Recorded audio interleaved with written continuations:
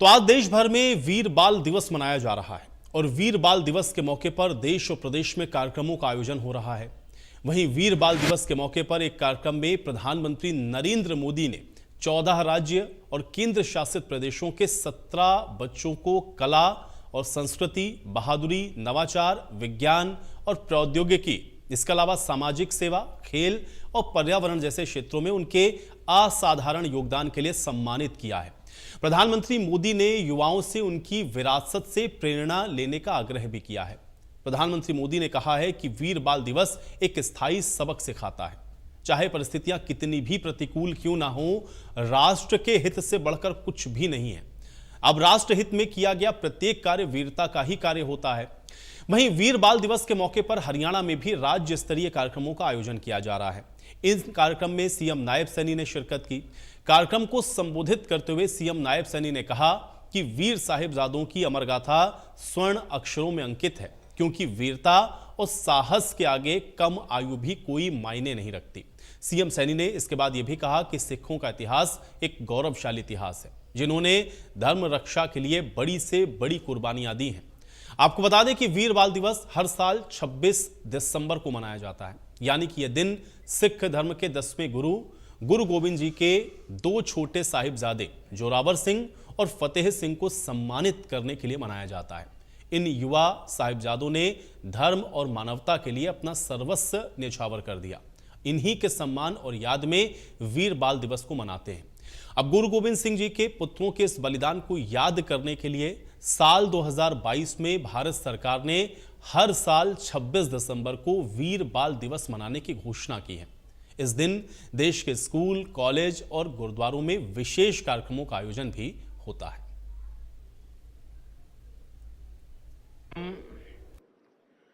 तीसरे वीर बाल दिवस के आयोजन का हिस्सा बन रहे हैं। 3 साल पहले हमारी सरकार ने वीर साहिबजादों के बलिदान की अमर स्मृति में वीर बाल दिवस मनाने की शुरुआत की थी। अब ये दिन करोड़ों देशवासियों के लिए, पूरे देश के लिए राष्ट्रीय प्रेरणा का पर्व बना है। आदरणीय प्रधानमंत्री नरेंद्र मोदी जी ने आजादी का अमृत महोत्सव के तहत श्री गुरु गोविंद सिंह जी के 400वें प्रकाश, गुरु तेग बहादुर जी के 400वें प्रकाश पर्व को देश भर में मनाने का निर्णय आदरणीय नरेंद्र मोदी जी ने लिया। मुझे खुशी है, मुझे यह भी खुशी है आप लोगों को बताते हुए, इतने लंबे समय के बाद जिस स्थान के ऊपर बैठ करके गुरु तेग बहादुर जी का वो फरमान जारी किया गया था कि इनका शीश धड़ से अलग कर दिया जाए, 400 सालों के बाद गुरु तेग बहादुर जी की वो बलिदान की गाथा उसी स्थान के ऊपर बैठ करके हमें मनाने का अवसर मिला है। तो वीर बाल दिवस आप देख रहे हैं कि साल 2022 से लगातार मनाया जा रहा है और अब ये धीरे धीरे आप देख रहे हैं कि और भी भव्य होता हुआ दिख रहा है, क्योंकि इस दिन न सिर्फ कार्यक्रमों के आयोजन होते हैं बल्कि उन वीर साहिबजादों को याद किया जाता है, जो कि ऐतिहासिक तौर पर हमारे देश के हर एक बच्चे को जानना ज़रूरी है। शहादत की उस गाथा को समझना ज़रूरी है, उसके पीछे का जो मंतव्य था वो समझना ज़रूरी है। और इसलिए आप इसको कह सकते हैं कि इतिहास से जो सबक है वो सीखने की आवश्यकता है और इसलिए इस तरह के आयोजनों की आवश्यकता है। और अब 2022 से जो वीर बाल दिवस है लगातार आप देख रहे हैं कि देश में मनाया जा रहा है। केंद्र के स्तर पर भी, राज्य के स्तर पर भी तमाम तरह के कार्यक्रमों का आयोजन होता है। कुछ तस्वीरें, उसकी झलकियां आप देख रहे हैं। प्रधानमंत्री ने इस दौरान कई बच्चे ऐसे हैं जिनको सम्मानित भी किया है। ये अलग अलग क्षेत्रों से वो बच्चे हैं जिन्होंने कुछ अलग, कुछ अनूठा या अपने क्षेत्र में कुछ ऐसा किया है जिसके लिए वो सम्मान के भी हकदार हैं। तो कुल मिलाकर के बच्चों को भी प्रेरणा और इतिहास से भी एक सबक लेने की कहीं ना कहीं आप कह सकते हैं कि इसके पीछे का जो मोटिव है वो दिखता है।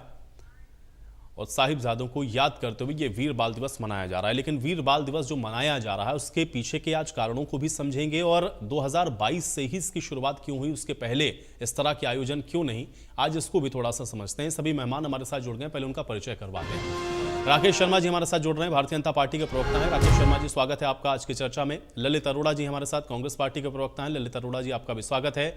अतुल नारायण सिंह हमारे साथ जुड़े हुए हैं, इतिहासकार हैं। अतुल नारायण सिंह जी, आपका भी स्वागत है। और केसी मलकानिया जी हैं हमारे साथ, वरिष्ठ पत्रकार हैं। केसी मलकानिया जी, आपका भी स्वागत है।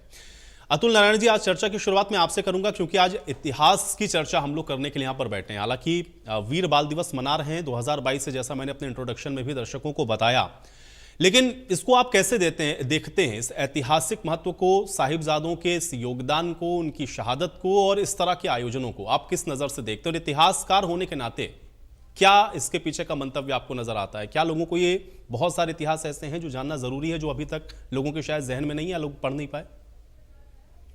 जी, आपका बहुत बहुत धन्यवाद। आपके सभी दर्शकों को मेरा नमस्कार। देखिए, जिस तरीके से यह वीर बाल दिवस का पूरा कॉन्सेप्ट जनरेट किया गया, लाया गया, उसके पीछे जो मूल मंतव्य है वह देश में अपने धर्म, सत्य और न्याय की रक्षा के लिए जो त्याग और बलिदान किया गया, उसके प्रति लोगों के अंदर जागरण पैदा किया जा सके।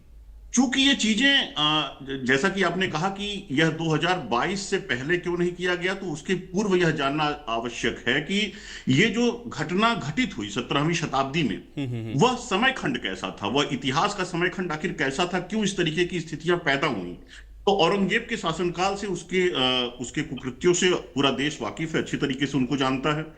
उस स्थिति में गुरु गोविंद सिंह साहब के ये 4 साहबजादे